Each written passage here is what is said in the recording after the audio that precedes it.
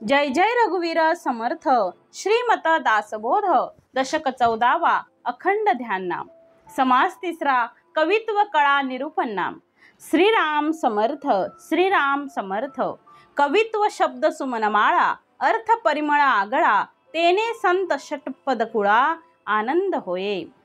ऐसी माळा अंतकरणी गुंफून पूजा रामचरणी ओंकार तंत अखंडपणी खंडूच नये। परोपकारा कारणे कवित्व अगत्य करणे तया कवित्वाची लक्षणे बोली जेथी।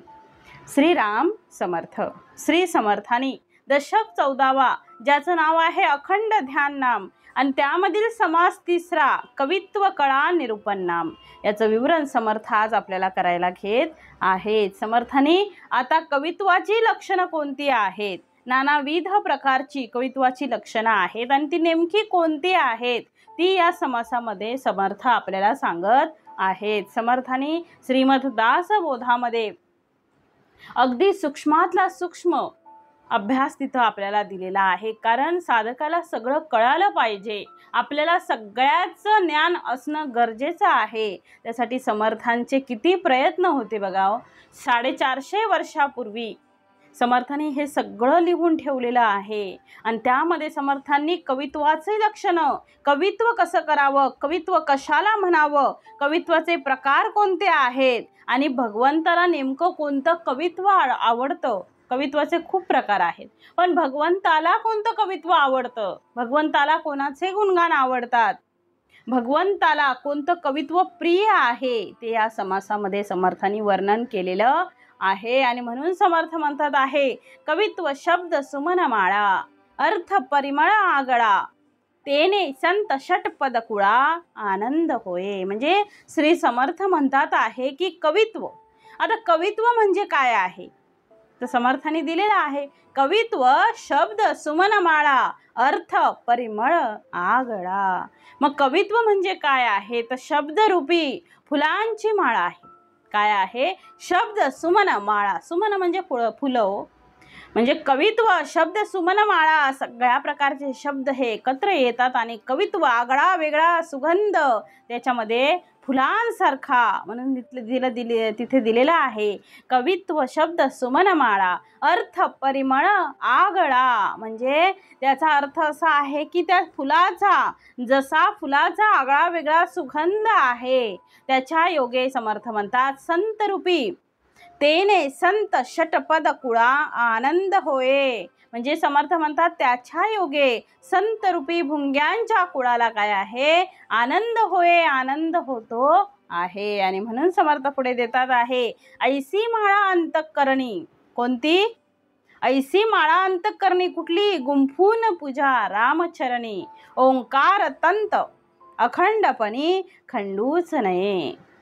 म्हणजे अशी शब्दरूपी सुमनांची माळ, पहिल्यांदा सांगितलंय शब्द सुमन माळा कशी कवित्वाची, कवित्व शब्दरूपी सुमनांची माळ। ऐसी माळा ही जी माळा आहे ऐसी माळा अंतःकरणी ही माळ अंतःकरणात गुंफून पूजा रामचरणी, गुंफून ती काय करायची आहे ती आपल्याला रामचरणी अर्पण करायची आहे। मात्र समर्थ पुढे सांगतायत ओंकार तंत अखंडपणी खंडूच नये। म्हणजे मात्र त्यातील ओंकार रूपी जो तंतू आहे तो अखंड राहील, तो तुटणार नाही याची काळजी मात्र आपण घ्यावी, म्हणून म्हटलंय ओंकार तंत अखंडपणी खंडूच नये। मग समर्थांनी काव्यामध्ये असलेल्या शब्दांना शब्द पुष्प म्हणतात समर्थ, आणि फुलांची एक सुंदर माळ तयार केलेली आहे ती कवित्व आहे, ते कवित्व। पण समर्थ म्हणतात आहे त्या माळेमध्ये असलेली फुलं, जशी त्या माळेमध्ये फुलं आहेत तशी फुलं ही वेगवेगळी आहेत। तसं समर्थ म्हणतात आहे फुलं म्हणजे जरी शब्द असले तरी त्या माळेतील फुलामध्ये असलेला सुगंध म्हणजेच त्याचा तो अर्थ आहे। जसा आपण म्हणतो सगळी फुलं एकाच दोऱ्यामध्ये ओवली तर आपल्याला वेगवेगळ्या प्रकारच्या फुलांचा सुगंध येत असतो, परंतु समर्थ म्हणतात आहे ती एकाच मध्ये ओवलेली आहेत आणि सगळ्यात महत्त्वाचा त्याचा सगळ्याचा अर्थ म्हणजे त्यांचा आगळा वेगळा काय आहे सुगंध आहे, म्हणून दिलेला आहे समर्थांनी अर्थ परिमळ आगळा, आगळा वेगळा असा सुगंध त्यांचा आहे, त्याला काय म्हणतात आहे समर्थ, तोच त्यांचा अर्थ आहे, अर्थ परिमळ आगळा.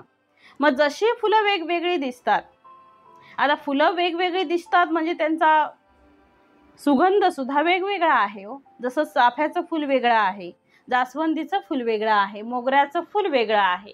म्हणजे प्रत्येकाच्या झाडाच्या खालून जरी आपल्याला गेलं आणि एखादं फुल फुललेलं असेल तर आपल्याला किती सुगंध, मोगऱ्याचा किती सुगंध येतो, चाफ्याचा किती सुगंध येतो. मग समर्थ म्हणतात आहे, जशी फुलं वेगवेगळी दिसतात तसा त्यांचा सुगंध हा वेगवेगळा आहे. प्रत्येकाचा जसं व्यक्ती तितक्या प्रकृती, तसं समर्थ म्हणतात आहे की जशी फुलं असतील तसा त्याचा सुगंध आहे. एकाचा सुगंध दुसऱ्या फुलाला नाही आहे. जसा गुलाबाचा सुगंध वेगळा आहे आणि समर्थ म्हणतात मोगऱ्याचा सुगंध वेगळा आहे. मग मोगऱ्याचा आणि ह्याचा चाफ्याचा सुगंध एकच आहे का हो? नाही, अलग अलग आहे, वेगळा वेगळा आहे, आगळा वेगळा आहे.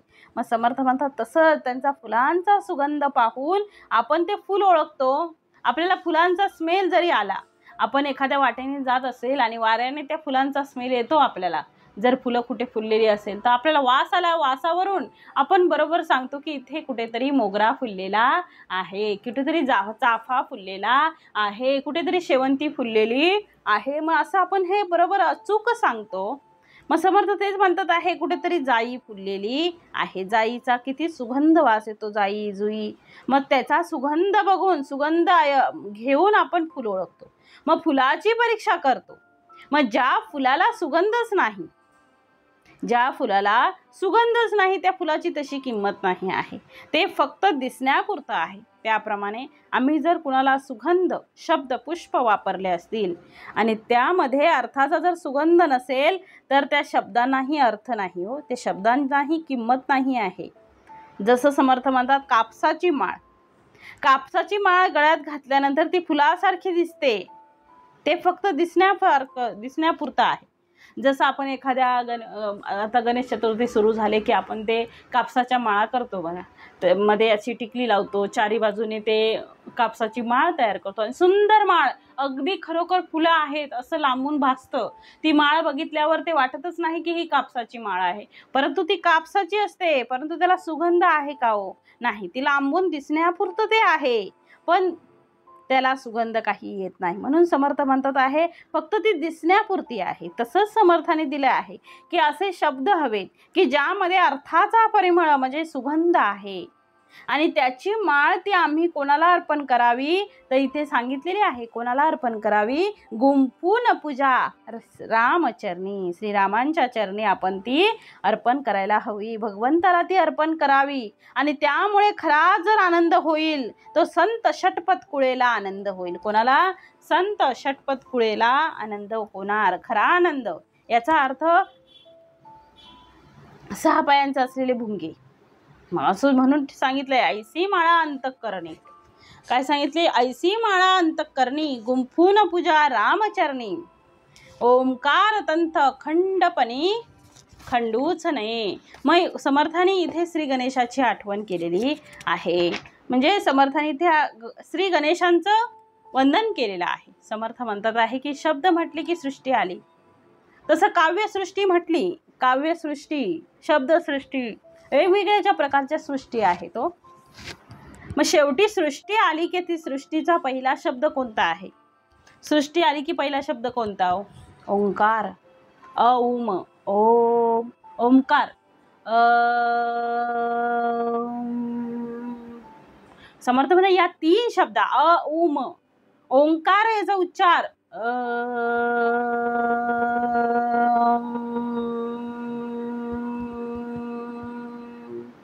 मग ओम 3 शब्द आलेले आहेत बघा. ओम 3 आलेले आहे. मग या 3 शब्दांच्या एकत्रीकरणाला आम्ही ओम असं म्हटलं. ते श्री गणेशांचं प्रतीक आहे. ओंकार गणेश, ओंकार रूप, गणेशाचं रूप आहे ते. म्हणून या ओंकाराला स्मरण करावं आणि त्या ते जे ओंकार आहे तो अखंड राहावा, तो अखंडू नये. तो अखंड असलेल्या ओंकाराचा तो शब्दरूपी परिमळाचा सुगंध जो आहे तो श्रीरामचरणी आपण काय करावा, अर्पण करावा. आणि म्हणून समर्थ म्हणतात, ऐसी माळा अंतःकरणी गुंफून पूजा रामचरणी, ओंकार तत्व अखंडपणी खंडूच नये. परोपकारा कारणे कवित्व अगत्य करणे, तया कवित्वाची लक्षणे बोली जेथी. जेणे घडे भगवत भक्ती, जेणे घडे विरक्ती, ऐसिया कवित्वाची युक्ती आधी वाढवावी. क्रियेविन शब्द ज्ञान, तयान मानिती सज्जन, म्हणून देव प्रसन्न अनुतापे करावा. मग परोपकारा कारणे कवित्व अगत्य करणे म्हणजे परोपकारासाठी कवित्व अगत्यानं करावं. असं परोपकारी कवित्व असं कसे असते, तर त्याची लक्षणे आता समर्थांनी इथे सांगितलेली आहे. म्हणजे समर्थ म्हणतात येथे कवित्वाचं लक्षण सांगितलेलं आहे. कवित्व म्हणजे नेमकं काय आहे हो, तर परोपकाराने केलेल्या कार्याला कवित्व असं म्हटलेलं आहे. परोपकाराने दिलेलं आहे इथं बघा. परोपकाराने कवित्व अगत्य करणे, परोपकाराने कवित्व केलेलं आहे. त्या कवित्वाची लक्षणे बोली जेती, म्हणून त्यामध्ये परोपकार आहे. कवित्व अगत्य करणे म्हणजे जे इतरांवर उपकार करण्यासाठी जे केले जातं त्याला खरं कवित्व म्हणावं. तया कवित्वाची लक्षणे बोली जेती, त्याची लक्षणे समर्थ इथे आपल्याला सांगतात आहे. जेणे घडे भगवत भक्ती, जेणे घडे विरक्ती, ऐसिया कवित्वाची युक्ती आधी वाढवावी. मग माणसं कवित्व करत नाही का, कुणी म्हटलं, पण समर्थ म्हणतात या काव्याला इहलोकात किंमत असेल, परलोक प्राप्तीसाठी याची काही किंमत नाही. माणसं कवित्व करतात. ईश्वर भक्ती वाढेल असं जे भजन आहे, असं जे काव्य आहे तेच काव्य आपण वाढवण्याचा प्रयत्न केला पाहिजे. कारण ईश्वर भक्ती करणारच कवित्व आपल्याला म्हणजे त्याच्यामुळेच आपल्याला मोक्ष मिळणार आहे. म्हणजे ईश्वराच्या चरणी, डायरेक्ट ईश्वराच्या चरणी जाणारं कवित्व, ईश्वराला प्रसन्न करणारं कवित्व आपल्याला गायचं आहे. मग ईश्वराला प्रसन्न करण्यासाठी, देवाला भगवंताला प्रसन्न करण्यासाठी आपल्याला कवित्व करायचं आहे. म्हणून ईश्वर भक्ती वाढेल असं जे भजन आहे, असं जे काव्य आहे तेच काव्य आपण वाढण्याचा प्रयत्न केला पाहिजे. आणि म्हणून त्या काव्यासाठी संतांनी आपली जी लेखणी झिजवली, आपली जी वाणी झिजवली, ती केवळ भगवत भक्तीसाठी झिजवलेली आहे. कितीदा तरी आपण म्हणतो की कला आणि भक्ती या वेगवेगळ्या आहेत, पण तीच कला जेव्हा भगवंताला अर्पण करू, भगवंतासाठी आपण गाऊ, त्याच्यासाठी ती वाणी झिजेल, तेव्हा तीच कला काय होईल, भक्ती होईल. हो, श्री संत तुकाराम महाराजांनी बघा कितीतरी अभंग लिहिले, मग त्या अभंगातून फक्त आणि फक्त त्या पांडुरंगाचं दर्शन होतंय. हो, मग त्यांनी पूर्ण आपली जी वाचा आहे ती पूर्ण भगवंतासाठी झिजवलेली आहे. आपली लेखणी भगवंतासाठी झिजवलेली आहे. समर्थांनी मनाचे श्लोक, श्रीमद दासबोध जे ग्रंथ लिहून ती आपली जी वाणी आहे ती समर्थ म्हणतात आहे की ती भगवत प्राप्तीसाठी आहे. भगवत भक्ती म्हणजे त्यालाच समर्थांनी भक्ती म्हटलेलं आहे. भगवंतासाठी गाता आलं पाहिजे. हो, आपल्याला सुंदर गाता येतं, एखादा चांगला गायक आहे, चांगलं गाता येतं, ठीक आहे, बाकीचं सगळं गाता, परंतु ईश्वरासाठी सुद्धा आपल्याला गाता आलं पाहिजे. त्या ईश्वराला आपल्याला धन्यवाद देता आले पाहिजेत, कारण त्या ईश्वराने एवढा सुंदर गळा आपल्याला दिला आहे, असा सुमधुर आवाज सरस्वती आपल्या कंठावर बसवलेली आहे. मग समर्थांनी एवढं सुंदर, एवढं ईश्वराने आपल्याला एवढं सौंदर्य दिलेलं आहे की आपण सुंदर गाऊ शकतो. मग ते भगवंतासाठी का गाऊ नये, ज्यानं दिलं आहे त्याला अर्पण करता आलं पाहिजे. कारण ही सगळी जी आहे ती समर्थांची किमया आहे. हे सगळं समर्थाने आपल्याला दिलं आहे, परंतु त्या भगवंतासाठी आपल्याला गाता आलं पाहिजे, तरच आपल्या जन्माचं सार्थक आहे. हो, कवित्व करता आलं पाहिजे, कवित्व करता येतं, पण ते भगवंतासाठी नाही, तर ते लोकांसाठी करावं असं नाही. हो, भगवंतासाठी करता आलं पाहिजे, तरच आपल्या जीवनाचं काय होईल, सार्थक होईल. आणि म्हणून त्याला भक्ती म्हटलेलं आहे. म्हणजे कला तीच आहे, पण ती कला कोणासाठी आहे, एक तर एक मनोरंजनासाठी आहे आणि दुसरी आहे भगवत प्राप्तीसाठी. दिसायला दोन्ही सारखेच आहेत. हो, दिसायला दोन्ही सारखे, दोघांमध्ये काही फरक नाही. तो गातोच आहे, तो गातोय, ही गाते, तोच अभिनय आहे, हाच अभिनय करतो आहे, तेच निरूपण करतो आहे, पण दोघांमध्येही सारखंच वक्तृत्व. मग नेमका त्यातला भगवत प्रिय कोण होतो, खरा जो भगवंताला प्रिय होतो तो भगवत भक्त असता. भगवंताबद्दल समर्थ म्हणतात भगवत भक्ती आणि विरक्ती हे वाढवण्यासाठी जे जे कराल त्या त्या सगळ्या गोष्टी आपलं जीवन धन्य करणाऱ्या ठरतील. आपल्याला सुंदर वक्तृत्व करता येत असेल, आपल्याला सुंदर गाता येत असेल तर त्या भगवंतासाठी गाता आलं पाहिजे. सुंदर वक्तृत्व करता येत असेल तर त्या भगवंतासाठी आपल्याला बोलता आलं पाहिजे. त्या भगवंताला आपल्याला हाक देता आली पाहिजे. आपल्या कलेचा वापर, आपल्यामधील असलेल्या सुप्त गुणांचा वापर आपण भगवत भक्तीसाठी केला पाहिजे. भगवंतासाठी ते आपण केलं पाहिजे. मग समर्थ पुढे म्हणतात खरा जो भगवंताला प्रिय होतो तो भगवत भक्त. समर्थ म्हणतात भगवंताबद्दल भगवत भक्ती आणि विरक्ती हे वाढवण्यासाठी जे जे कराल त्या सगळ्या गोष्टी आपलं जीवन धन्य करणाऱ्या ठरतील. मग बघा अगदी सोपं साधं आहे हो, अगदी सोपं आहे, काहीच कठीण नाही. जसं समर्थ म्हणतात आहे बघा, जेव्हा एखादी वर्किंग वुमन असते म्हणजे जी कामाला जाते, आई कामाला गेल्यानंतर मुलांना कोण बघणार? मग मुलांना बघायला दाई असते किंवा एखादी हे ठेवलेली असते, बाई ठेवलेली असते आपल्या मुलांना सांभाळण्यासाठी, एखाद्या काकू ठेवलेल्या असतात. मग समर्थ म्हणतात आहे की ती येऊन आपली आई घरात जी असते ती जेवण करते आणि ती आपल्याला कामाला येते, आपल्याकडे जी कामाला येणारी बाई असते, येणाऱ्या काकू असतात त्या जेवण करतात. त्याच्यामध्ये किती फरक असतो. परंतु दोघांच्या स्वयंपाकामध्ये कृती सारखीच असते बरं का. दोघं पण तांदूळ घालणार, चपातीचं पीठ मळणार, त्याच्यानंतर चपाती करणार, भाजी करणार, भात राईस लावणार. मग समर्थ म्हणतात आहे की दोघांमध्ये कृती तीच आहे, पण एकाच्या मध्ये मुलाला पुष्ट करण्यासाठी, घरातल्यांना चांगलं जेवण मिळण्यासाठी, घरातल्यांना पौष्टिक सगळं मिळण्यासाठी, तसंच मुलांना शक्ती प्रदान करण्यासाठी त्यामध्ये माया कालवलेली आहे आईची. माया तिथे कालवलेली असते. माझ्या मुलाने 4 घास जास्त खावेत यासाठी ती तूप घालेल, त्याच्यानंतर अजून काहीतरी थोडंसं चटणी मीठ कमी करेल जेणेकरून त्याने आवडीने खावं, तिखट लागू नये त्याला, किंवा अजून त्याच्यामध्ये काय टाकता येईल, एखादी भाजी केली असेल किंवा एखादा राईस केला असेल तर त्याच्यात काजूगर टाकावे, त्याच्यात बदाम टाकावं. म्हणजे समर्थ म्हणतात हे सगळं ती आई मायेने करते, कारण माझ्या मुलाला किंवा माझ्या घरातील लोक धष्टपुष्ट राहावीत म्हणून. पण दुसरी फक्त काय करते, साधन म्हणून वापरते. वस्तू तयार होते, समर्थ म्हणतात जेवण तयार करते तसंच करते, परंतु ती माया, तो जीव तिचा त्याच्यामध्ये ओतलेला नसतो. म्हणून भक्ती ही कला आहे. जसं आपण ईश्वरासाठी करतोय, मग ते ज्या ईश्वराने मला दिलेलं आहे त्याला मला देता आलं पाहिजे, कारण त्याने दिलेलं आहे हो. त्यांच्यामुळे आपले 2 हात 2 पाय कान कान व्यवस्थित आहे, उत्तमाचं आपण बघतो आहे, उत्तमाचं चालतो आहे, उत्तमाचं बोलतो आहे. केवढी समर्थ कृपा आहे हो, खरंच खूप मोठी समर्थ कृपा आहे. मग त्या भगवंताने एवढं देऊन सुद्धा मला एक सुंदर गळा दिलेला आहे, सुंदर मी गाऊ शकते, मग मी सुंदर बोलू शकते. मग ते भगवंतासाठी आपल्याला करता आलं पाहिजे, तरच आपल्याला जी कला आपल्याला लाभलेली आहे, जी कला आपल्याला देवाने ईश्वराने दिलेली आहे, त्या कलेचा उत्तम वापर आपण भगवंतासाठी केला पाहिजे. त्यावेळीच आपल्या जीवनाचं सार्थक होणार, त्या जीवनाचं मोल आपल्याला कळणार आहे. आणि म्हणून समर्थ पुढे म्हणतात आहे क्रियेविना शब्द ज्ञान तयान मानिती सज्जन म्हणून देव प्रसन्न अनुतापे करावा.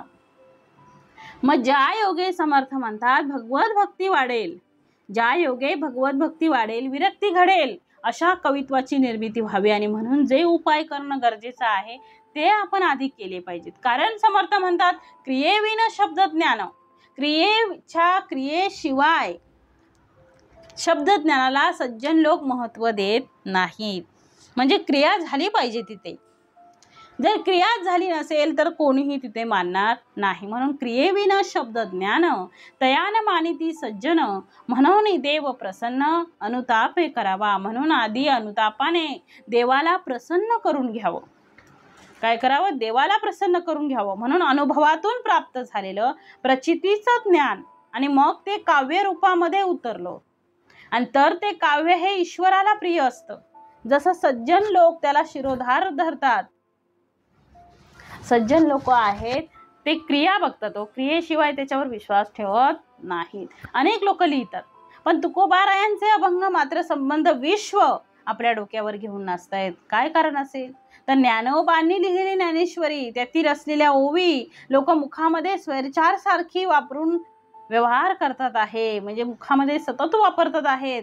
श्री समर्थांचे मनाचे श्लोक, समर्थांच्या या दासबोधामधील ओव्या व्यवहारामध्ये सहजतेने वापरून ते आपलं जे जीवन आहे ते धन्य करतात आहे. याला महत्व आलं आहे कारण हे काव्य भगवत अर्पण झालेलं आहे. मना सज्जना भक्ती पंथेची जावे. मग समर्थांनी काय म्हटलंय? मना सज्जना, हे मनाला सज्जन केलेलं आहे.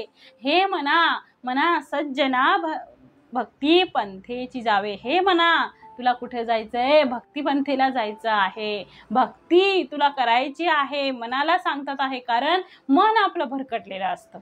मग सतत बघा आपल्या तोंडात न कळत मनाचे श्लोक आपल्याला आठवतात आहे. मग समर्थ म्हणतात आहे, मग ते सगळं कोणासाठी केलेलं आहे? फक्त आणि फक्त भगवत प्राप्तीसाठी, भगवत अर्पण झालेलं आहे ते. मग संतांनी कधी माझं कवित्व म्हटलं नाही, संतांनी स्वतःचं कवित्व केलं का नाही. लोक आपलं काव्य म्हणून प्रसिद्ध करतात, परंतु संतांनी आपलं काव्य म्हणून प्रसिद्ध कधीही केलेलं नाही. ते सिद्धही झालेले नाहीत, ते प्रसिद्ध केलं तर त्यांच्या भक्तांनी. म्हणून म्हटले आहे समर्थांनी, क्रियेविना शब्द ज्ञान तयान मानिती सज्जन, म्हणून देव प्रसन्न अनुतापे करावा. देवाचेन प्रसन्नपण, काय सांगितलंय?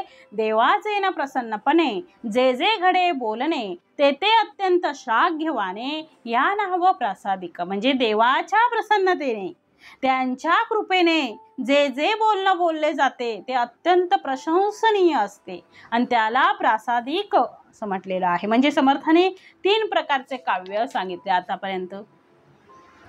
मग एक आहे काव्य, धीट काव्य, पाठकाव्य आणि प्रासादिक काव्य. मग प्रासादिक काव्य या 3 काव्यांमध्ये समर्थ म्हणतात परमेश्वरासाठी जे काव्य केलं जातं त्या काव्याला प्रासादिक काव्य असं म्हटलेलं आहे, कारण ते प्रसादाने पसरवलेलं आहे. म्हणून परमेश्वराच्या कृपेने ते जन्माला आलेलं आहे, म्हणून ते काव्य कसं आहे? महत्वाचं आहे. आणि म्हणून संत तुकाराम महाराज म्हणतात की भगवंताने आमच्यावर कृपा केले कवित्व, पण कोणाच्या? प्रभूच्या कृपेने. कोणाच्या? संत तुकाराम म्हणत नाहीत की हे माझं वैभव आहे किंवा हे मी केलेलं आहे किंवा हे माझ्याकडून मलाच दिलेलं आहे, असं नाही. संत तुकाराम महाराज म्हणतात की भगवंताने आमच्यावर कृपा केलेली आहे. तसं समर्थ तसंच आहे की समर्थ सांगतात की भगवंताने आपल्यावर कृपा केलेली आहे, म्हणून एवढं चांगलं बोलणं आपल्या मुखातून निघतं आहे. केवढी ही कृपा, केवढी शिल्लक आहे त्या भगवंताचा आपल्या मुखातून निघणं म्हणजे केवढी शिल्लक आपली मोठी असेल. मग समर्थांनी खरंच भरभरून दिलेलं आहे, त्याचं गायला आपल्याला बसवलेलं आहे, त्याचं बोलायला, त्याचं कवित्व करायला, त्याचं कवित्व आपण करतो आहे. म्हणजे जगात कोणतं सुख याच्या सुखाच्या पलीकडे नाही. म्हणजे आपण केवढे भाग्यवान आहोत जे आपण भगवंताचं कवित्व करतो आहे, भगवंताविषयी बोलतो आहे. पण ते आपल्याला जमणार नाही, कारण भगवंत खूप मोठा आहे. त्याचं कवित्व एवढं छोटं, एवढं इतपत आपण काही मोठे यशस्वी नाही, परंतु समर्थ आपल्याकडून करून घेतात आहे. हीच आपल्यावर असलेली त्या भगवंताची कृपा आहे आणि ती अशी सदैव अविरत अखंड चालू राहावी ही श्री सद्गुरुचरणी प्रार्थना. केले कवित्व पण कोणाच्या? प्रभूच्या कृपेने. ते मी गेलं नाही, तर भगवंत माझ्या स्वप्नात आले आणि त्यांनी सांगितलं की नामदेव महाराजांचं राहिलेलं कार्य जे आहे, कोणाला? संत तुकाराम महाराजांना. ते सांगतात की भगवंत माझ्या स्वप्नात आले आणि त्यांनी सांगितलं की नामदेव महाराजांचं राहिलेलं कार्य जे आहे ते तू पूर्ण कर, उर्वरित अभंग तू लिही. आणि म्हणून ते काव्य लिहायला मी सुरुवात केली. म्हणून तुकोबारायांच्या हातून 4500 अभंग त्यांच्या लेखनीतून बाहेर पडले आणि समर्थ म्हणतात आहे त्यालाच काय म्हणतात? प्रासादिक काव्य असं म्हणतात. म्हणून समर्थाने दासबोधाच्या शेवटी लिहिलं की सकळ करणे जगदीशाचे आणि कवित्वची काय मनुष्याचे, ऐशा अप्रमाण बोलण्याचे काय घ्यावे. किती सुंदर समर्थाने एवढं सगळं लिहून सुद्धा काय म्हटलंय? सकळ करणे जगदीशाचे. करणारा कोण आहे? जगदीश आहे, तो एक समर्थ, ते एक समर्थ आहेत, आपण नाही.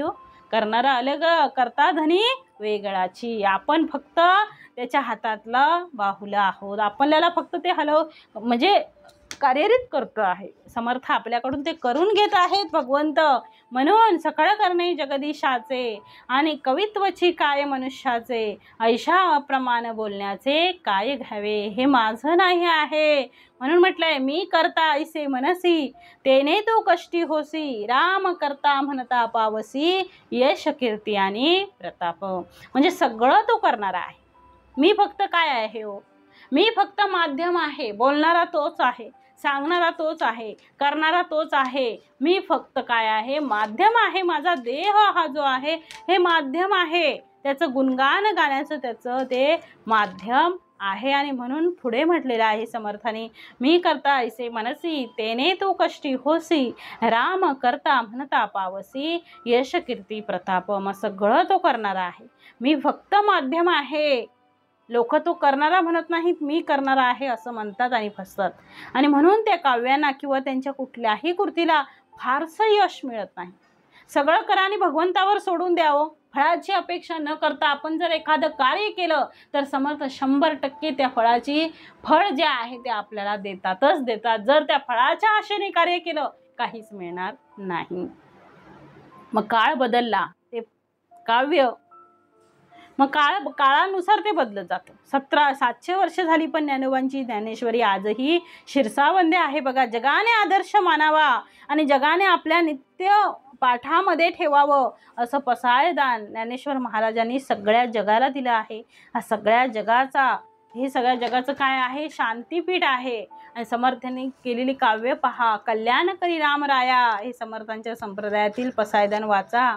कोणासाठी केलं हे, समर्थांनी केलेले करुणाष्टक पहा, त्या काव्यामधील असलेला अर्थ पहा, अर्थता पहा, त्यातील प्रेम पहा. असं इतरत्र कुठेही भेटणार नाही.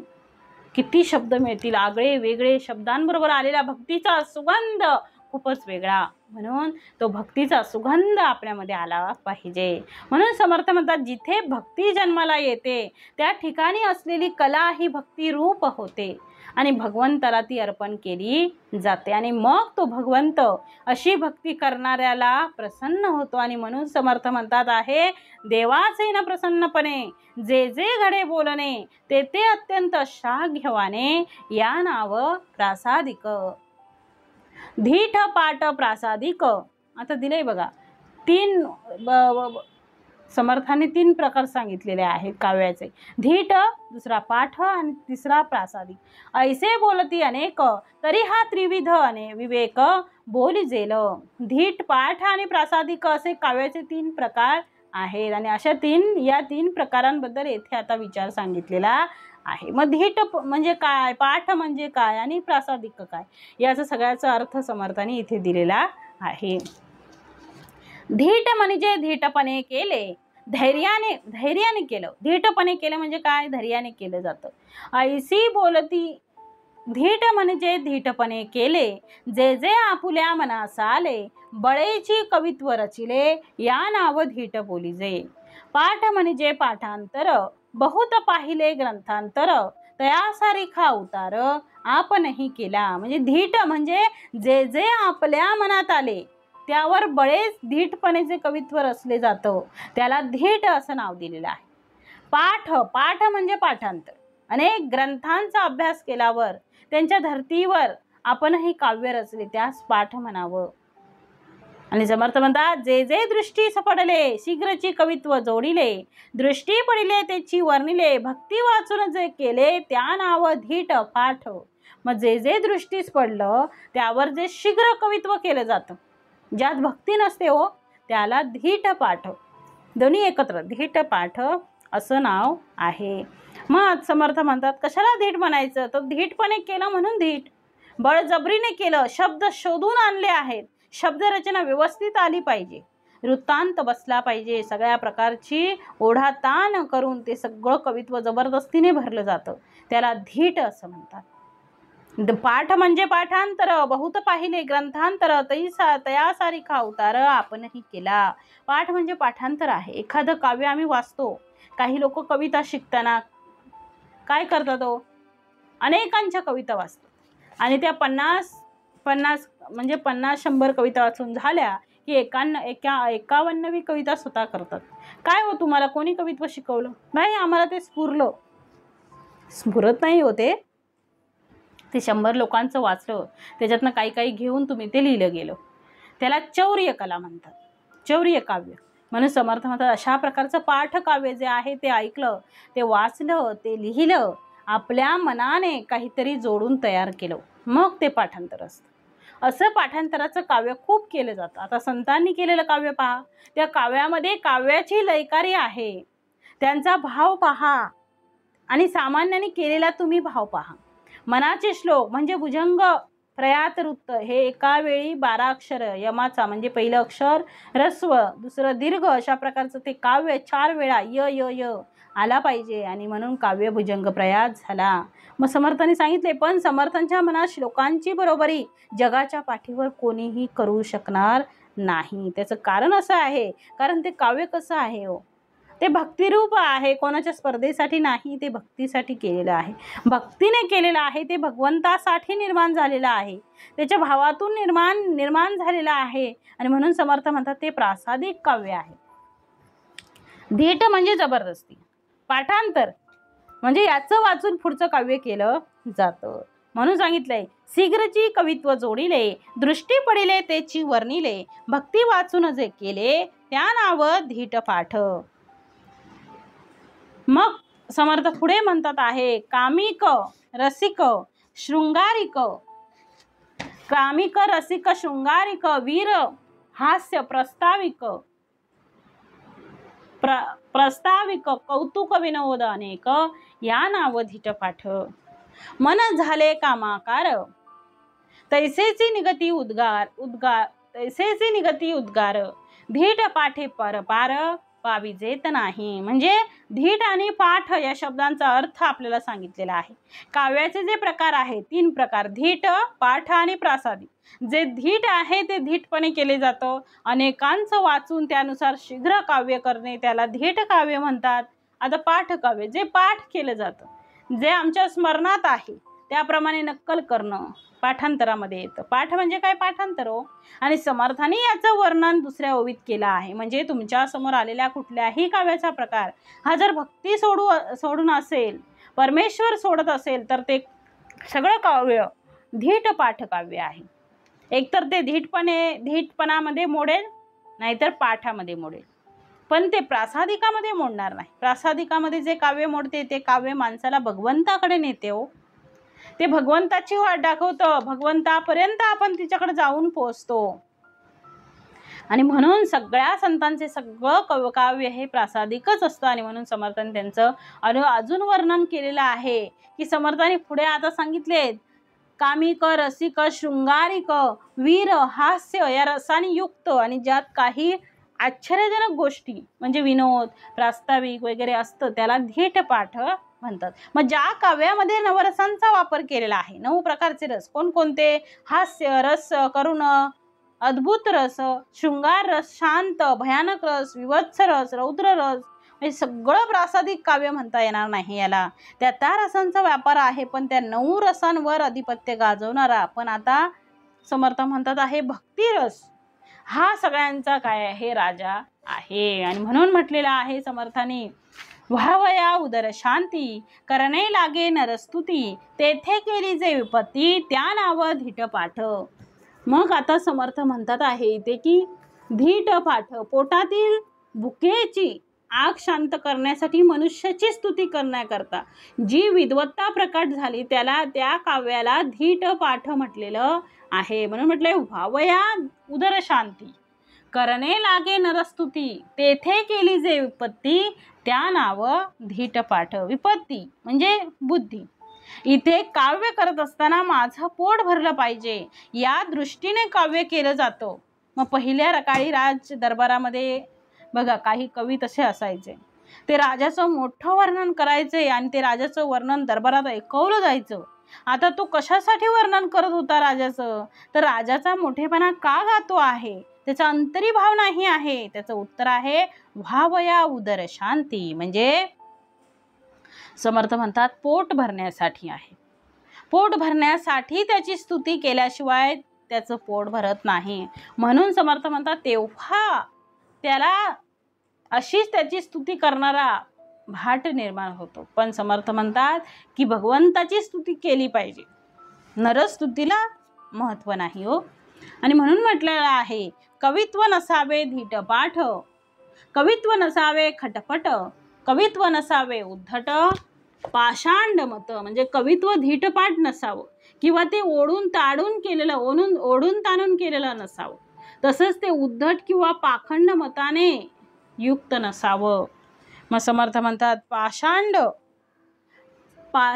मत.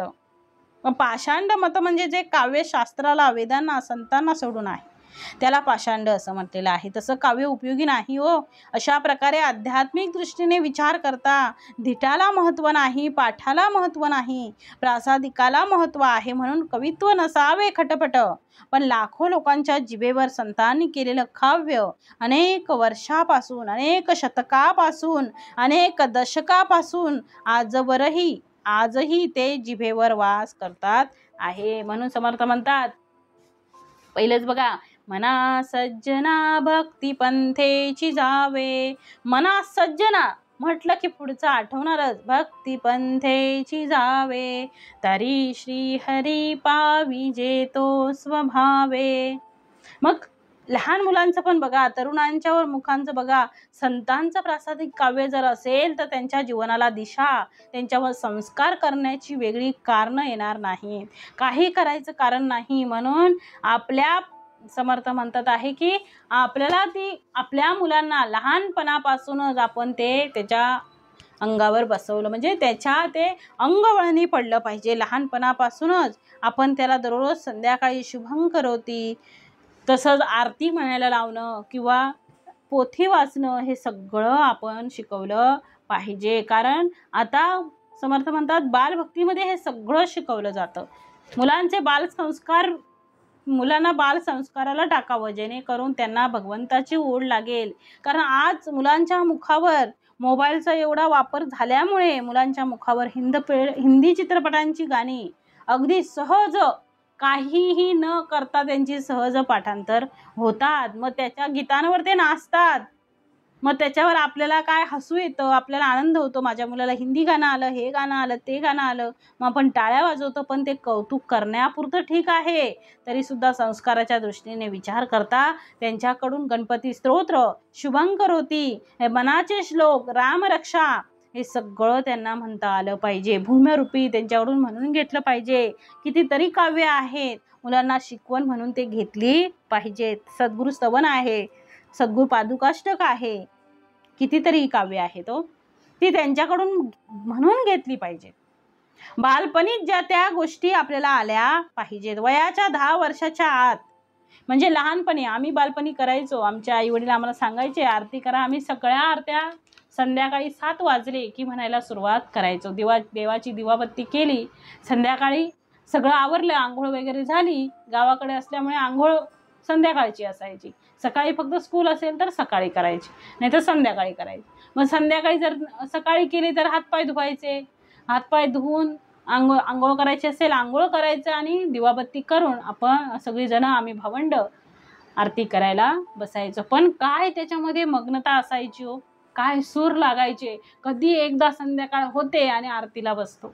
कारण 7 वाजले की एवढा सुंदर असा आपल्या मनाची अशी घालमेल व्हायची की कधी आरती करतो. मग सगळ्या आरत्या बोलायच्या, सुखकर्तापासून सुरुवात.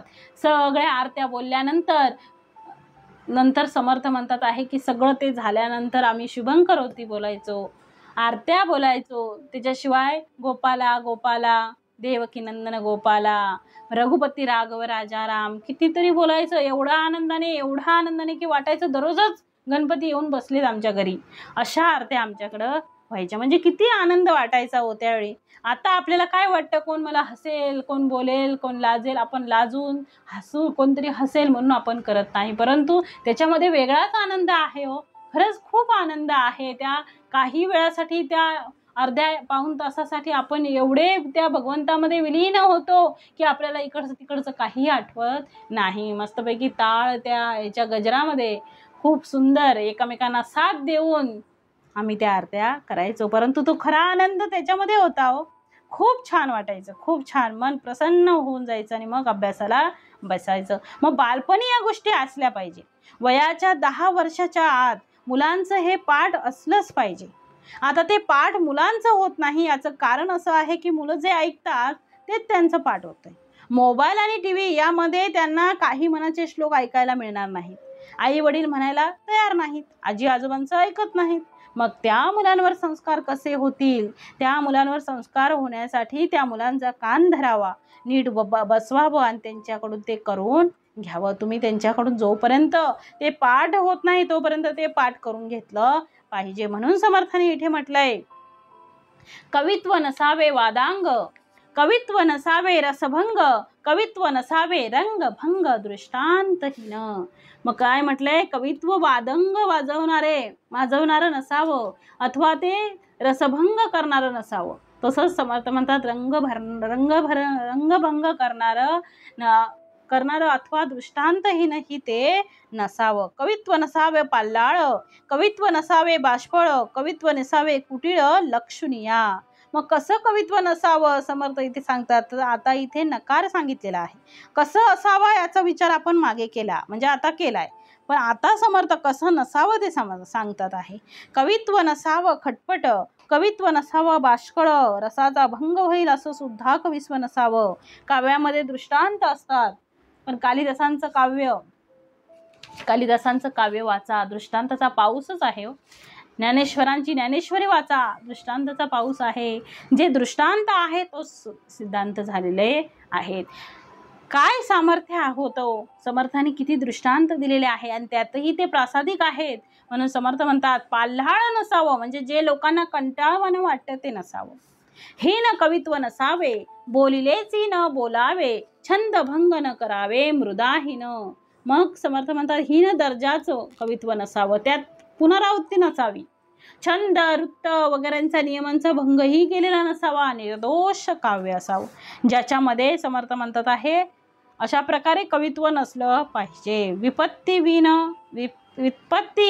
तर्कहीन, कळाहीन, शब्दहीन, भक्ती ज्ञान वैराग्यहीन कवित्व नसावे. मग ज्याच्यामध्ये ज्ञान नाही त्या काव्याला काय किंमत नाही. ज्याच्यात तर्क नाही त्याला किंमत नाही. ज्याच्यात तर्क आहे त्याला किंमत आहे. मग ज्याच्यामध्ये आपल्याला कला नाही, शब्द ज्ञान नाही आहे, ज्याच्यामध्ये भक्ती नाही, वैराग्य नाही, असं काव्य करून सुद्धा कचऱ्यात टाकण्यासारखं आहे. काही किंमत नाही हो त्याची, आयुष्य वाया जाईल त्याने. म्हणून पुढे म्हटलंय भक्तिहीन जे कवित्व म्हणून सांगितले, उत्पत्तीहीन, तर्कहीन, कलाहीन, शब्दहीन अथवा भक्ती ज्ञान वैराग्याचं वर्णन नाही असं काव्य नसावं. भक्तिहीन जे कवित्व तेची जाणावे ठोंबे मत, आवडीहीन जे वक्तृत्व कंटाळवान. म्हणजे भक्तिहीन असलेलं कवित्व म्हणजे अडाणी माणसाचं मत असं समजावं. भक्तीची आवड नसताना केलेलं वक्तृत्व हे कंटाळवानच होतं. आणि म्हणून म्हटलेलं आहे समर्थाने की भक्तिहीन जे कवित्व आहे त्याची जाणावे ठोंबे मत, म्हणजे भक्तीशिवाय काव्य केलं की त्याची जाणावे ठोंबे मत. ठोंबे म्हणजे मूर्खपणाचं मत आहे. काही नाही, कुठलं काव्य करावं तर ते काव्य करायचं असेल तर ते भक्तियुक्त असावं. म्हणून भक्तिविन जो अनुवाद तोची जाणावा विनोद, प्रीतीविन संवाद घडे केवी. म्हणून भक्तीशिवाय काव्य नसावं, आणि जिथे भक्तीशिवाय काव्य असेल तर त्याला काही किंमत नाही. तो विनोद आहे. प्रीतीविन संवाद केवी घडे. तसं प्रेम नसेल तर संवाद घडत नाही, तसा भक्ती नसेल तर खरं काव्य ठरत नाही. आणि म्हणून म्हटलेलं आहे समर्थाने भक्तिविन जो अनुवाद तोची जाणावा विनोद, प्रीतीविन संवाद घडे केवी. म्हणजे भक्तीशिवाय केलेलं काव्य म्हणजे विनोद किंवा करमणूक आहे. आणि भक्तीविषयी प्रेम नसेल तर भगवंताशी संवाद कसा घडेल? म्हणून सांगितलं आहे असो धीट पाठते ऐसे, नाथिले असो समर्थाने आता पुढच्या ओळीमध्ये सांगितलेलं आहे असो धीट पाठते ऐसे, नाथिले अहंतेचे पिसे, आता प्रासादिकते कैसे सांगिजेल. मग काय सांगितलंय? असो आता धीट पाठ या प्रकारचं कवित्व हे अशा प्रकारचं असतं हे आपल्याला आता कळलं. मग मिथ्या असलेल्या अहंकाराला लागलेलं ते एक प्रकारचं वेडच आहे. आता प्रासादिक कवित्व कसं असतं ते सांगितलेलं आहे. आणि म्हणून पुढे म्हटलंय, वैभव कांता कांचन जयास वाटे हे वमन अंतरी लागले ध्यान सर्वोत्तमाचे. मग वैभव स्त्री आणि सोनं, कांता म्हणजे स्त्री, कांचन म्हणजे सोनं, हे ज्याला वमनाप्रमाणे त्याज्य वाटतं, ज्याच्या अंतरी सर्वोत्तमाचं ध्यान लागलेलं असतं. जयासे घडीने घडी लागे भगवंती आवडी चढती वाढती गोडी भगवत भजनाची. मग ज्याला घडोघडी भगवंताच्या ठिकाणी आवड उत्पन्न होत असते आणि त्यामुळे ज्याला भगवत भजनात चढती वाढती गोडी लागते. जो भगवत भजने विन जाऊन येती एक क्षण सर्वजण सर्व काळ अंतःकरण भक्ती रंगे रंगले. मग समर्थ म्हणतात आहे, जो भगवत भजनाशिवाय एक क्षणही जाऊ देत नाही, ज्याचं अंतःकरण त्याचं अंतःकरण सर्व काळ भक्तीत रंगलेलं असतं. जसं की संत तुकाराम महाराज अखंड विठ्ठल विठ्ठल विठ्ठल विठ्ठल, अगदी आवडी तो संत तुकाराम महाराज विठ्ठलांचं नाव घ्यायचे म्हणून आवडी त्यांच्या मागे लागायची, त्यांना बडबड करायची आणि आवडी त्यांना बडबडता बडबडता तीही विठ्ठलाला ओरडता ओरडता विठ्ठलाचं नामस्मरण तिच्याही मुखातून व्हायचं. मग संत तुकाराम महाराज एकही क्षण ते विसरायचे नाही. अगदी उठता जेवता बसता खाता ते भगवंताच्या स्मरणामध्येच असायचे. एक दिवशी आवडीने त्यांना वांगी आणायला सांगितली भाजीसाठी, परंतु काय झालं, हे एवढे स्मरणामध्ये गर्क होते, एवढे ध्यानामध्ये मग्न होते, विठ्ठल विठ्ठल विठ्ठल विठ्ठल अखंड त्या भगवंताच्या पांडुरंगाच्या पांडुरंग पांडुरंग पांडुरंगाच्या नामस्मरणामध्ये एवढे दंग होते की ती विसरून गेले की आवडीने मला भाजीसाठी वांगी आणायला सांगितलेली आहे. ते पूर्णतः विसरले आणि त्या भगवंताच्या भजनामध्ये, त्या पांडुरंगाच्या त्या विठ्ठलाच्या नामस्मरणामध्ये ते म्हणजे विलीन झाले, विसरून गेले. ते ही मोहमाया हे सगळं जग ते विसरून गेले. मग आता विठ्ठलाला प्रश्न पडला की आता जर हा तुक्या जर घेऊन गेला नाही, संत तुकाराम जर घेऊन गेले नाही वांगी, तर मग ही आवडी काही मला ठेवणार नाही, माझ्या नावाचा जप करणार आहे आणि विठ्ठलालाही ती बडबडणार, ती संत तुकारामालाही ती बडबडणार आहे. म्हणून विठ्ठल पांडुरंग हे विठ्ठल हे यांनी संत तुकाराम महाराजांचं रूप घेतलं आणि तिला वांगी देऊन आली. म्हणजे समर्थ म्हणतात आहे की वांगी देऊन ते आवडीला आले, कारण समर्थ म्हणतात ते एवढे दंग होते की साक्षात भगवंताला तिच्या घरी जावं लागलं. एवढी गोडी त्या भगवंताची असली पाहिजे, म्हणजे घडोघडी भगवंताच्या ठिकाणी आवड उत्पन्न झाली पाहिजे. म्हणजे भगवत भक्ती शिवभजनाशिवाय एकही क्षण आपण जाऊ दिला नाही पाहिजे. मग त्याचंच अंतःकरण कसं होणार आहे, शुद्ध पवित्र निर्मळ निश्चळ होणार आहे. म्हणून पुढे म्हटलंय, जया अंतरी भगवंत अचळ राहिला निवांत तो स्वभावे जे बोलत ते ब्रह्मनिरूपण. मग ज्याच्या अंतःकरणात निरंतर भगवंत अचळ राहिला, निवांत वास करून राहिलेला असतो, तो सहज स्वभावाने जे जे बोलतो ते ब्रह्मनिरूपणच असतं.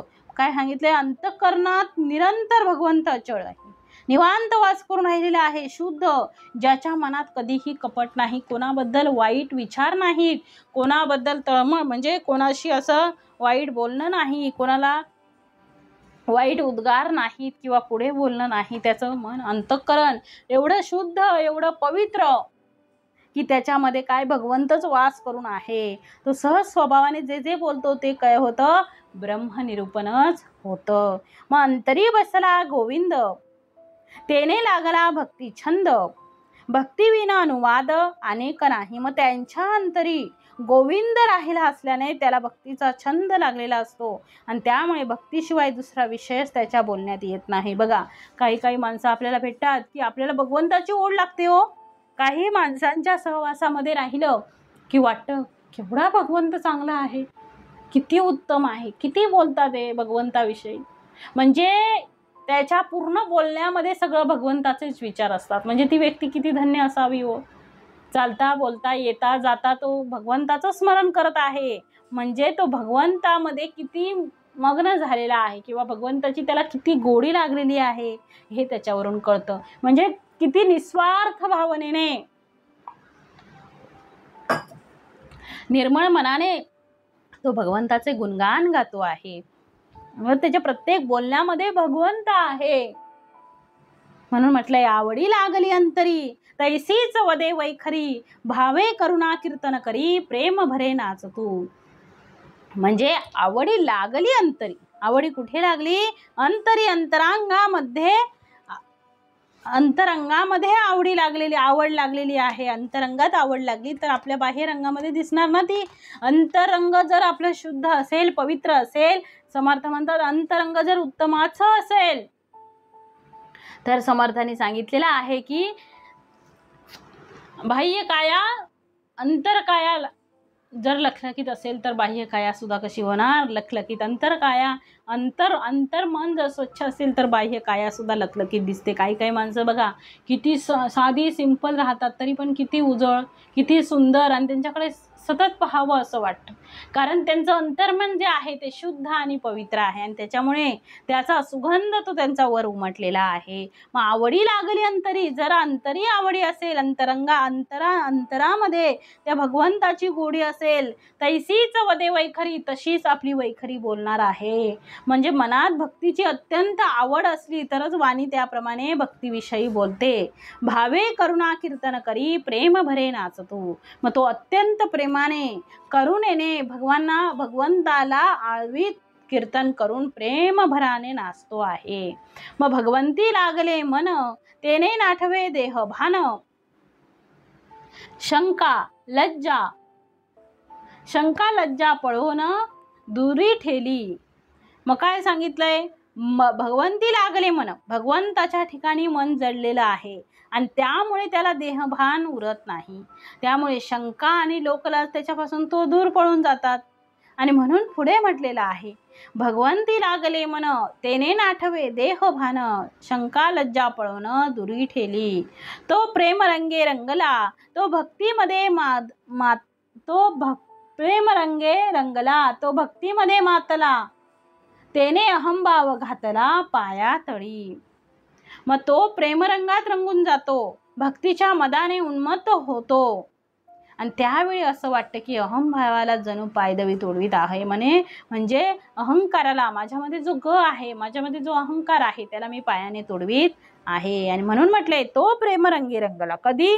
ज्यावेळी तो कधी तुडवणार तर तो प्रेमरंगी रंगला, तो भक्तीमध्ये मातला तर त्याला अहंभाव काही पायातळी तोडवता येईल. म्हणून पुढे म्हटलंय गात नाचत निशंक तयास कैचे दिसती लोक दृष्टी त्रैलोक्य नायक वसोन ठेला.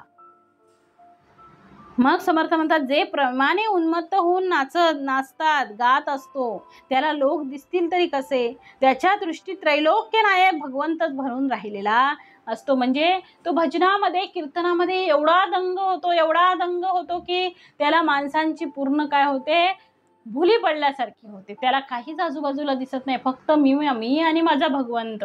ते कधी थांबतात आणि कधी ते बंद होतं हे त्याला कळतच नाही. असं वाटतं की मी भगवंता चरणीच बसलेलो आहे आणि भगवंतामध्येच मी लीन आहे. मग तो सगळं विसरून जातो. मग ऐसा भगवंती रंगला अनेक काही न लगे त्याला स्वइच्छा वर्णू लागला ध्यान कीर्ती प्रताप.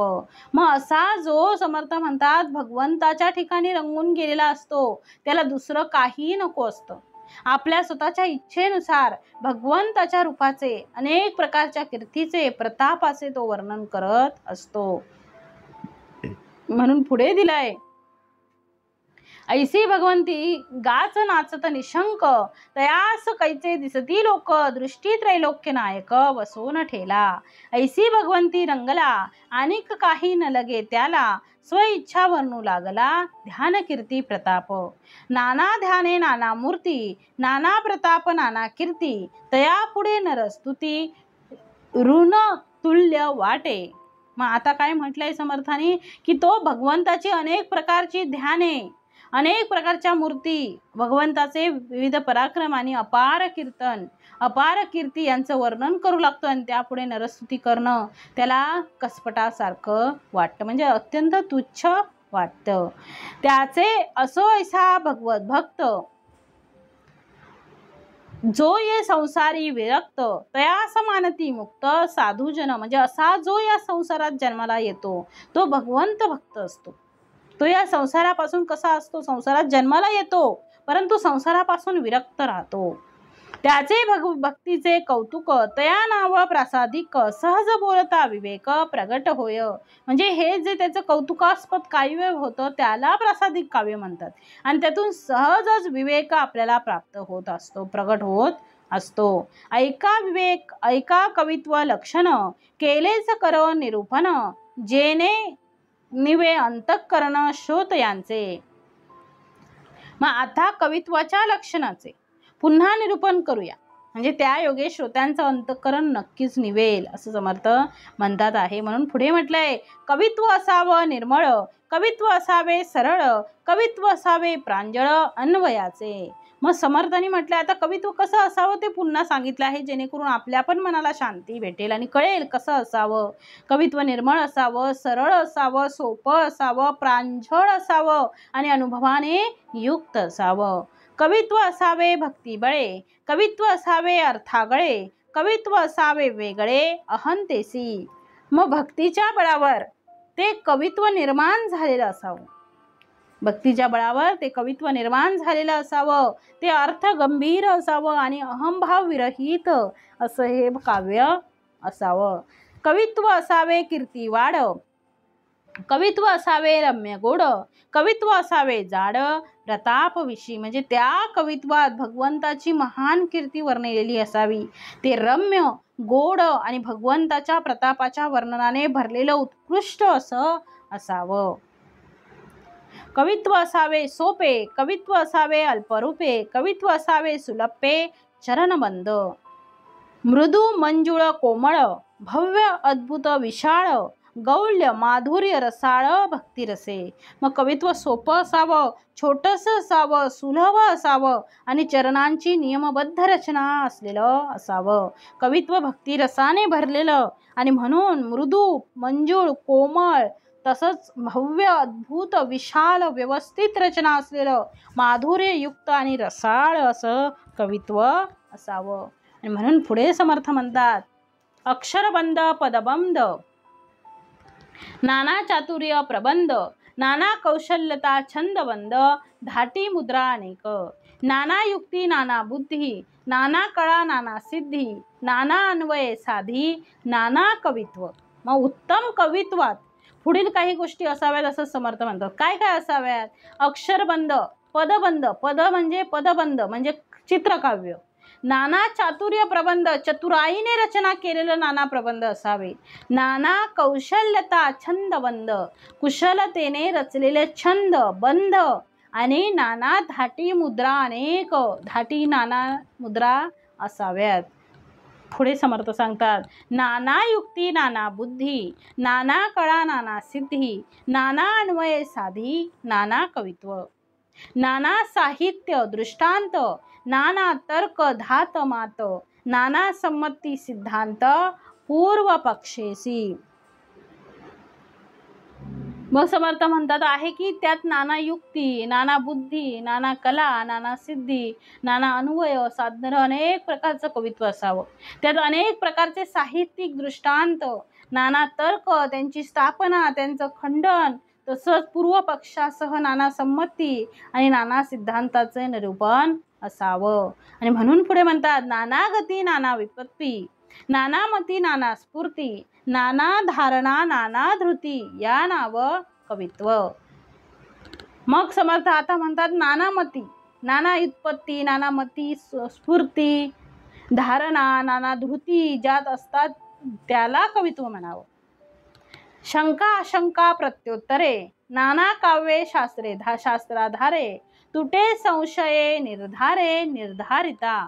मग त्या शंका आशंका प्रत्युत्तर शास्त्राधार देण्यासाठी दुसरी नाना काव्य असावीत आणि त्यामुळे अध्यात्माविषयी निर्धार होऊन त्या योग सगळा जो संशय आहे तो काय होतो, नष्ट होतो. नाना प्रसंग नाना विचार, काय म्हटलंय समर्थांनी, नाना प्रसंग नाना प्रसंग नाना विचार, नाना योग नाना विवर, नाना तत्व चर्चा सार या नाव कवित्व. नाना साधने पुरश्चरणे, नाना तपे तीर्थाटने, नाना संदेह फेडणे या नाव कवित्व. मग समर्थ म्हणतात त्या शंका आशंका प्रत्युत्तर शास्त्राधार देण्यासाठी दुसरी काव्य असावीत आणि त्यामुळे अध्यात्माविषयी निर्धान होऊन सगळं मग संशय काय होतात, नष्ट होतात. त्यामध्ये नाना प्रसंग असावेत, नाना विचार असावं, नाना योग, नाना विषय विवरण, विषयांचं विवरण, नाना तत्वांच्या चर्चा आणि त्यांचं सार वर्णिलेलं असावं, त्याला काय म्हणतात, कवित्व म्हणतात. मग पुढे देतात आहे नाना साधने पुरश्चरणे, नाना तपे तीर्थाटने, नाना संदेह फेडणे या नाव कवित्व. मग ज्यात नाना साधनं, नाना पुरश्चरण, नाना प्रकारची तपे आणि तीर्थाटन यांचं वर्णन असून नाना प्रकारचे संदेह फेडले जातात, त्याला कवित्व म्हणतात. आणि पुढे दिलेलं आहे जेने अनुताप उपजे, जेने लौकिक लाजे, जेने ज्ञान उमजे या नाव कवित्व. जेने ज्ञान हे प्रबळे, जेने वृत्ती हे मावळे, जेने भक्ती मार्ग कळे या नाव कवित्व. मग वरील प्रकार म्हणजे वरील सगळं जे सांगितलं आहे त्या कवित्वामुळे काय लाभ होतो ते आता येथून पुढे समर्थाने सांगितलेलं आहे. म्हणजे अशा प्रकारचं कवित्व केल्यामुळे काय काय होतं, लाभ काय होणार आहे, तर ज्याने पश्चाताप उत्पन्न होतो, लौकिक सुखाच्या आसक्तीची लाज वाटते आणि ज्ञान होते, त्याला कवित्व म्हणावं. आणि म्हणून पुढे म्हटलेलं आहे जेने ज्ञान हे प्रबळे, जेने वृत्ती हे मावळे, जेने भक्ती मार्ग कळे या नाव कवित्व. मग ज्याच्या योगे ज्ञान सदृढ होते, वृत्ती मावळते आणि भक्ती मार्गाचं ज्ञान होतं, त्याला कवित्व म्हणावं. जेने देहबुद्धी तुटे, जेने भवसिंधू आटे, जेने भगवंत प्रगटे या नाव कवित्व. मग ज्याच्या योगे देहबुद्धी नष्ट होते, भवसागर आटून जातो आणि भगवंत प्रगट होतो, त्याला कवित्व म्हणावं. जेने सद्बुद्धी लागे, जेने पाषांड भंगे, जेने विवेक जागे या नाव कवित्व. मग समर्थ म्हणतात ज्याच्या योगे सद्बुद्धी उत्पन्न होते, पाखंड नाहीस होतं आणि विवेक जागृत होतो, त्याला कवित्व म्हणावं. जेने सद्वस्तू भासे, जेने भास हा निरसे, जेने भिन्नत्व भासे भिन्नत्व नासे या नाव कवित्व. ज्याच्या योगे सद्वस्तूचा साक्षात अनुभव येतो आणि मायेचा आभास मावळतो आणि द्वैताचा नाश होतो, त्यास कवित्व म्हणावं. जेने होये समाधान, जेने तुटे संसार बंधन, जया मानिती सज्जन तया नाव कवित्व. मग ज्याच्या योगे संसार बंधन तुटून शाश्वत समाधान प्राप्त होतं, ज्याला सज्जन मानतात, ते कवित्व आहे. ऐसे कवित्व लक्षण सांगता ते असाधारण, परंतु काही एक निरूपण बुझावया केले. मग कवित्व लक्षण खरं म्हणजे असाधारण आहे, पण ते कळावे यासाठी त्याचे थोडंफार निरूपण इथं केलेलं आहे. म्हणून म्हटलंय समर्थाने ऐसे कवित्व लक्षण, असं कवित्व लक्षण असलं पाहिजे. ही कवित्वाची सगळी लक्षणं समर्थाने या तिसऱ्या समासामध्ये सांगितलेली आहेत. आणि कवित्व कसा असावं, कोणासाठी असावं आणि त्याच्यामध्ये काय काय असावं, सगळी लक्षणं समर्थाने या समासात आपल्याला सांगितली. ऐसे कवित्व लक्षण सांगत आहे असाधारण, हे साधारण नाही असाधारण आहे, परंतु काही एक निरूपण बुझावया केले. इति श्रीदास बोधे गुरु शिष्य संवादे कवित्व कळा निरूपण नाम समास तिसरा. जय जय रघुवीर समर्थ.